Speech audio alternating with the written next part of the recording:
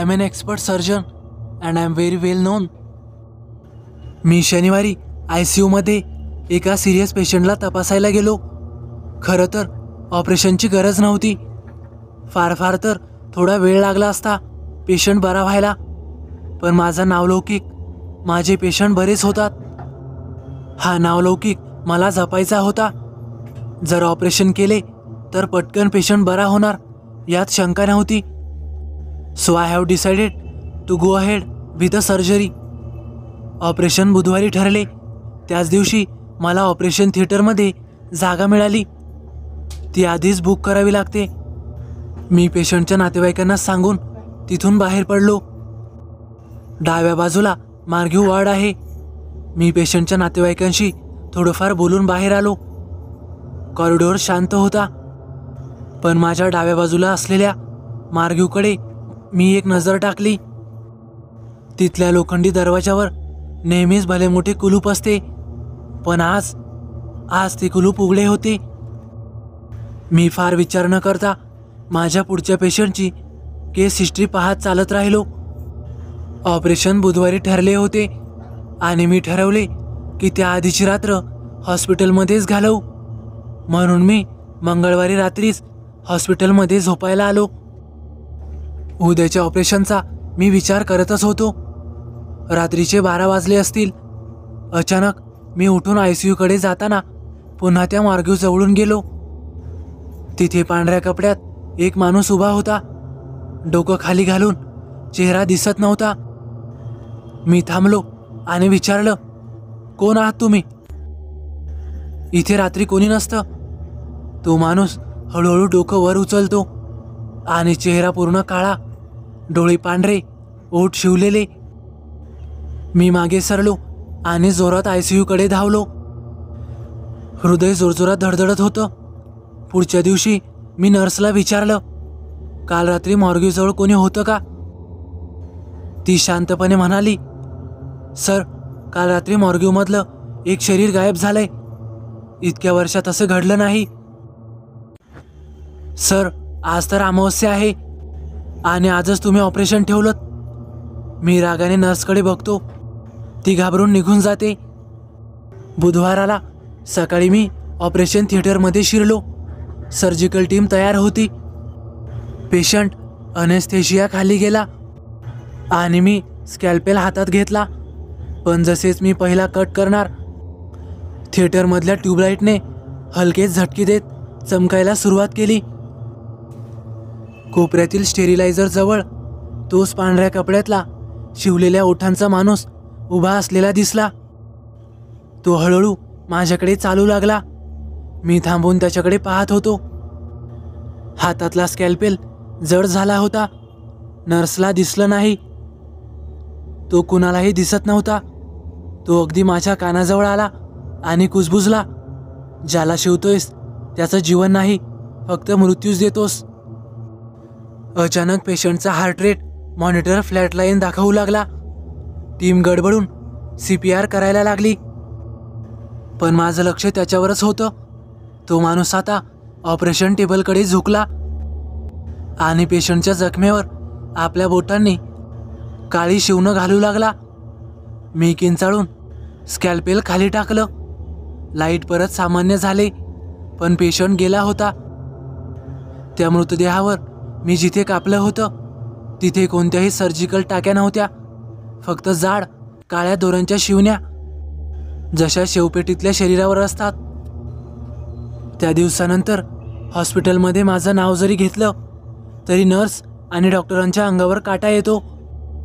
कारण जेव्हा मी ऑपरेशन थिएटरमध्ये जातो तेव्हा अजूनही कोणीतरी माझ्या मागे येतं आणि प्रत्येक पेशंटच्या जखमेवर शेवटची शिवणी घालून जातं. After this incident I lost my sleep. I couldn't focus on anything. त्या घटनेनंतर मी झोपायचा प्रयत्न केला, तरी प्रत्येक वेळी स्वप्नात तो पांढऱ्या कपड्यातला माणूसच दिसायचा. त्याचे ओठ शिवलेले असायचे, पण डोळ्यात रक्ताळलेलं रडणं असायचं. रात्रभर त्याचं निशब्द ओरडणं माझ्या कानात घुमत राहायचं. एके दिवशी मी ठरवलं याचं मूळ शोधायचं. हॉस्पिटलचा जुना रेकॉर्ड रूम उघडला. धुळीने भरलेली, उंदीर धावत असलेली ती खोली. मी गेल्या 20 वर्षांचे सर्जरी रेकॉर्ड तपासायला सुरुवात केली आणि 15 वर्षांपूर्वीची एक फाईल हातात लागली. फाईल उघडताच माझं हृदय धडधडू लागलं. डॉक्टर समीर देशमुख नावाचा एक प्रसिद्ध सर्जन, ज्याच्या हातून झालेलं एक अनावश्यक ऑपरेशन पेशंटच्या मृत्यूला कारणीभूत ठरलं होतं. पेशंटचं नाव अभिजित नाईक. नोट्समध्ये लिहिलं होतं, मृतदेह पोस्टमॉर्टमसाठी मॉर्ग्यूमध्ये ठेवला. पण दुसऱ्या दिवशी शरीरावर ओठ आणि छाती काळ्या दोऱ्याने शिवलेली आढळली. कोणी केलं याचा काही पत्ता लागला नाही. त्या घटनेनंतर डॉक्टर देशमुखने आत्महत्या केली. पण काही साक्षींनुसार त्यांनी शेवटच्या क्षणी ओरडून सांगितलं होतं, तो माझ्यासोबतच आहे माझ्या प्रत्येक ऑपरेशनला. ते वाचून माझ्या अंगावर शहारे आले आणि मला समजलं, अभिजित नाईकचा आत्मा जो अनावश्यक सर्जरीत मारला गेला, तोच आता प्रत्येक त्या सर्जनाच्या मागे लागतो, जो नफा किंवा नावासाठी निरपराधावर चाकू चालवतो. त्या रात्री परत मी त्याला पाहिलं. तो अगदी जवळ आला आणि त्याच्या शिवलेल्या ओठांमधून पहिल्यांदा दोरे तुटले. तो घुसबुसला, तुझी वेळ आली आहे डॉक्टर. त्या दिवसापासून मला जाणवत होतं, ऑपरेशन थिएटरमध्ये मी एकटा नसतो, कोणीतरी माझ्या मागे श्वास घेत असतं. आणि प्रत्येक वेळी तोच पांढऱ्या कपड्यातील शिवलेल्या ओठांचा असतो. अर्थातच अभिजित नाईक. तो म्हणाला होता मला, तुझी वेळ आली आहे डॉक्टर. मी मागे सरलो, पण पाय जणू जमिनीत खिळले होते. त्याचे काळे दोरे हवेतील सापांसारखे हलत माझ्याकडे सरकत होते. एका क्षणात ते माझ्या हातांभोवती, मानेला आणि शेवटी माझ्या तोंडावर गुंडाळले गेले.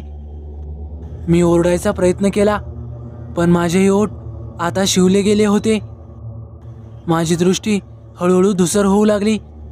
अचानक मी ऑपरेशन थिएटरमध्ये उभा होतो, पण यावेळी मी सर्जन नव्हतो, मीच पेशंट होतो. टेबलच्या वर चकमकणाऱ्या लाईट खाली तो अभिजित नाईक उभा होता, हातात स्कॅल्पेल. माझ्या भोवती काळे पडदे लटकलेले होते आणि दाराच्या बाहेर कुणीही नव्हतं. तो माझ्या छातीवर कट करू लागला, पण वेदना नव्हती, फक्त थंडी. कट संपल्यावर त्याने त्याच काळ्या शिवण्या माझ्या शरीरावर टाकल्या. त्याचवेळी थिएटरमधलं घड्याळ अचानक थांबलं. सेकंद काटा हल्लाच नाही. मी परत शुद्धीवर आलो तेव्हा माझं शरीर मॉर्ग्यूमध्ये पांढऱ्या चादरीखाली होतं, पण माझा आत्मा अजूनही ऑपरेशन थिएटरमध्ये अडकलेला होता. आणि आता प्रत्येक सर्जरीत मी त्या पांढऱ्या कपड्यातल्या शिवलेल्या ओठांच्या माणसासोबत त्याच्या बाजूला उभा असतो, पुढचा बळी शोधत. तर मित्रांनो, कशी वाटली तुम्हाला ही भयकथा? आवडल्यास नक्की लाईक करा, कमेंट करायला विसरू नका. आणि हो, निशा सोनटके यांची लिखित ही भयकथा असून याचे सर्व श्रेय हे त्यांना जाते. जर तुम्ही आपल्या चॅनलला आतापर्यंत सबस्क्राईब केलं नसेल तर नक्कीच सबस्क्राईब करा आणि बाजूला येणाऱ्या बेल आयकॉनलाही दाबा, जेणेकरून भविष्यात येणारे व्हिडिओज मी आपल्यापर्यंत पोहोचवू शकेन. तर चला भेटूया पुढच्या व्हिडिओत. धन्यवाद.